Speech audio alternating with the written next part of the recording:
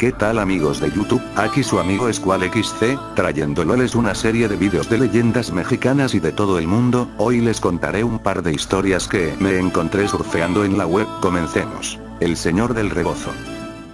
A mediados del siglo XVI funcionaba ya como convento dominico, el edificio situado a espaldas del que fuera templo de Santa Catalina de Siena, ubicado en la calle de su nombre hoy República Argentina. Fundado por ayuda pecuniaria de tres mujeres sumamente religiosas y ricas conocidas por las Felipas, este convento recibía la ayuda de casas y encomiendas y rentas producto de una especie de fideicomiso de estas Felipas, y así comenzó a recibir monjas que se acogían a la advocación de Santa Catalina de Siena. En el templo que, como se dice y se sabe, daba a la hoy calle de la República Argentina, estaba entrando a la derecha, un Cristo de madera, esculpido por anónimo escultor, uno de tantos imagineros que dejó para siempre su arte religioso sin que se recuerde su nombre. Era un Cristo de mirada triste, de palidez mortal, con grandes llagas sangrantes y una corona de espinas cuyas puntas parecían clavarse en la carne, la madera que asimismo escurría sangre. Daba lástima esta triste figura del Señor colocada a la entrada del templo, con su cuerpo llagado, flácido y apenas cubierto con un trozo de túnica morada.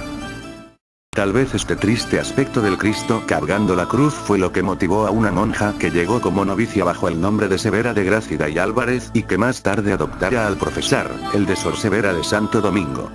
Pues bien, esta monja, cada vez que iba a misa al templo de Santa Catalina, se detenía para murmurar un par de oraciones al Señor cargado con tan pesada cruz al grado de que cada día lo advertía más agobiado, más triste, más sangrante.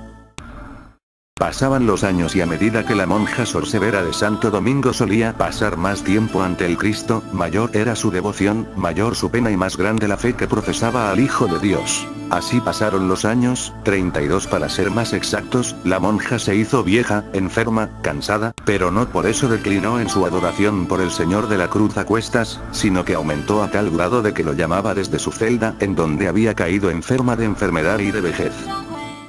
Una noche ululaba el viento, se metía por las rendijas, por el portillo sin vidrio ni madera, calaba hasta los huesos viejos y cansados de la monja. El aire azotaba la lluvia y la noche se hacía insoportable. Jesús, Cristo mío, gritó la monja con voz casi inaudible, pero llena de dolor, tratando de abandonar su lecho de enferma. Dejadme que cubra vuestro enjuto y aterido cuerpo, venid a mi Señor, y mostraos ante esta pecadora que solo ha sabido amarte y adorarte en religiosa reverencia. Arreció el vendaval. Y lo insólito de esta historia ocurrió entonces. Llamaron quedamente a la puerta de la celda de la enferma monja y ésta con muchos trabajos se levantó y abrió, para encontrarse ante la figura triste de un mendigo, casi desnudo, que parecía implorar pan y abrigo. La monja tomó un mendrugó, un trozo de la hogaza que no había tocado y le ofreció el pan mojado en aceite, agua y sacando de su ropero un chal, un rebozo de lana, cubrió el aterido cuerpo del mendigo. Terminado de hacer esto, el cuerpo de la monja se estremeció, lanzó un profundo suspiro y falleció.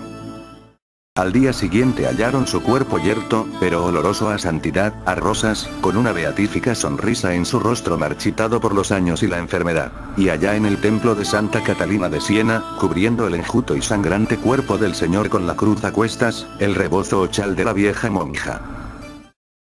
Desde entonces, y considerado esto como un milagro, un acto inexplicable, las religiosas y los fieles bautizaron a esta imagen como el Señor del Rebozo, y este Cristo estuvo muchos años expuesto a la veneración de los feligreses, hasta la exclaustración de las monjas, y cuando el gobierno cedió este hermoso y legendario templo, primero para templo protestante y después para biblioteca. Carretera del Diablo. Se dice que cuando alguien construye una carretera o un camino, a la hora de construirla, al ingeniero civil, el que dirige la construcción de la carretera, se le aparece el mismo diablo y lo amenaza, diciéndole que si no le da un alma, poco después de terminada la construcción de la carretera la derrumbará y no quedará nada de ella. Para eso tienen que ser almas de jóvenes. Hay casos de albañiles que cuando están en la obra de construcción, el ingeniero amenazado por el diablo los manda a escarbar un hoyo en medio de la carretera y cuando terminan les deja caer la mezcla encima ahogando los puntos. Sorprendente, ¿no? Y eso no es todo, aquí en Tasco hay una carretera nueva, bueno de un año, que rodea la ciudad, es para no atravesar la ciudad. Todos la conocen como Libramiento, y de un año que lleva de existencia han ocurrido una serie de accidentes, alrededor de 98 accidentes, la mayoría con desgracias humanas y todas de jóvenes de 18 años para abajo. Increíble, ¿verdad? las monedas que les dieron a cambio. Había un muchacho llamado Antonio, algo curioso, que vivía en una pequeña casa en un campo. Desde la ventana de su habitación se elevaba una loma en la que de noche se veía un pequeño destello. El muchacho se extrañaba cada vez que lo veía porque no creía que alguien se atreviera a escalar dicha loma en la noche y emitir luces con la linterna. Habló a sus amigos sobre el asunto y ellos, afirmando que habían visto los destellos, decían que probablemente se trataba de campistas. Esta suposición no satisfajo a Antonio y él mismo sintió que era hora de hablar con su abuela, que usualmente estaba pendiente a todas esas cosas raras. La abuela se sentó seria quitándose los lentes y dijo: dudo que sean campistas, solo los ignorantes y los jóvenes dicen eso. Se cuenta que hace mucho tiempo un traficante de órganos escondió allí todo el dinero y las joyas que había ganado vendiendo los corazones de sus víctimas.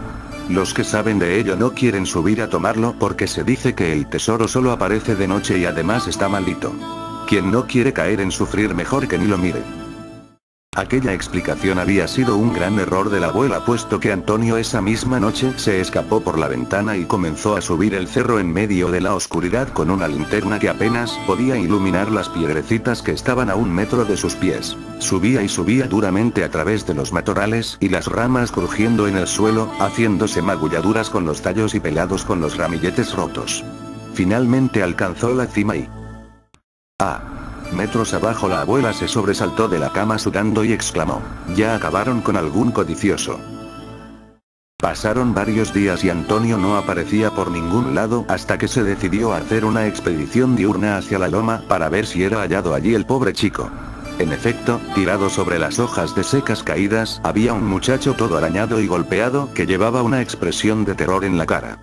Un poco más abajo de su cuello había un gran hoyo ensangrentado en su pecho que indicaba que le habían sacado el corazón. En sus intactas manos había un montón de billetes de dinero y una cadena de oro. Bueno amigos, hasta aquí llego con mi video de historias y leyendas. Yo soy SquallXC, nos vemos hasta el próximo video.